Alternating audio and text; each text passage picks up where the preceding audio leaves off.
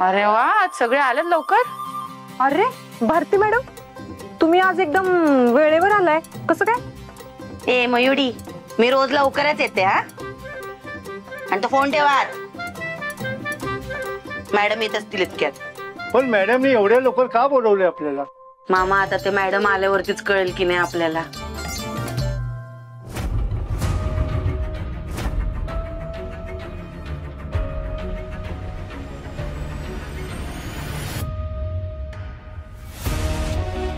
वा, सगळे अगदी वेळेत आलाय, शाबास.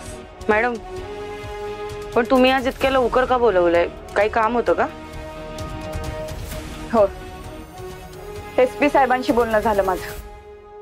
त्यांना एक धमकीचा कॉल आला होता. सत्यजित सुर्वेवर हल्ला होणार आहे अशी टीप आहे आपल्याकडं. काय यात हसण्यासारखं काय? अहो मॅडम, साताऱ्यात येऊन सत्यदादावर हल्ला करण्याची हिम्मत करणार आहे का कुणी? बरोबर. तुम्ही नका एवढं मनावर घेऊ. कोणीतरी मस्करी करत असेल. पडवळ, सगळ्या गोष्टी मस्करीत नसतात घ्यायच्या. उद्या जर ही धमकी खरी ठरली तर तुम्ही जबाबदारी घेणार आहात त्याची? सगळं नंतर आपल्यावर येईल. आपल्याला त्याच्या घरी बंदोबस्ताला जावं लागणार आहे. सगळ्यांची आलटून पालटून ड्युटी असेल. मी पण असणार आहे तुमच्यासोबत. हे बघा, SP साहेबांनी मोठ्या विश्वासाने आपल्यावर ही जबाबदारी सोपवली. तेव्हा नीट लक्ष द्या. कुणीच काहीच कारण नाही द्यायची. मॅडम, एक बोलायचं होतं. बोला. मला मध्येच एक दिवस सुट्टी मिळू शकते का?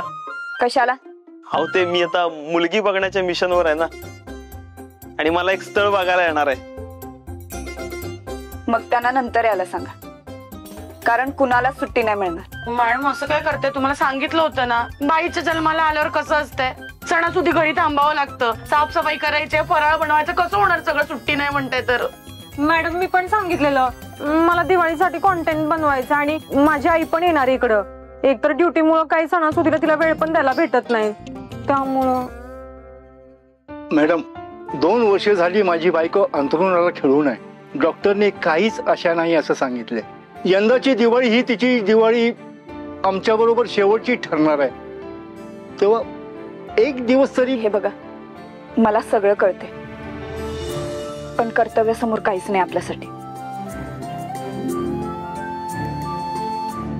भंडारे मामा, आपण तुमच्यासाठी करू काहीतरी, पण बाकीच्यांना सुट्ट्या नाही मिळणार. ही वर्दी अंगावर चढवण्याच्या आधी या सगळ्या गोष्टींची कल्पना होती ना, मग आता कारण नाही द्यायची. चला, लागा कामाला.